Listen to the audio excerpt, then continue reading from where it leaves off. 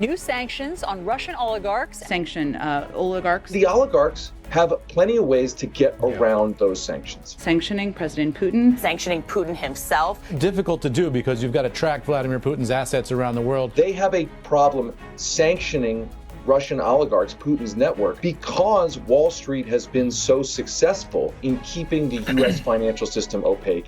For years, law enforcement agencies, financial regulators have said that the US and UK financial systems are incredibly opaque. You can quite legally buy a property in this country using an offshore company to cover your identity. Makes the money a lot harder to follow. That has allowed oligarchs really from all over the world to make investments in assets, yachts, planes, private funds like private equity, hedge funds, without allowing law enforcement, regulators, and the general public to know who actually owns those things. Renowned banks continue to aid and abet illegal money laundering. Oligarchs were using the opacity of the U.S. financial system to get around sanctions. Just in the case of Danske alone, we're talking about $230 billion of what's being considered dirty money. The allegations are that this is money that's flown from sanctioned people and or countries.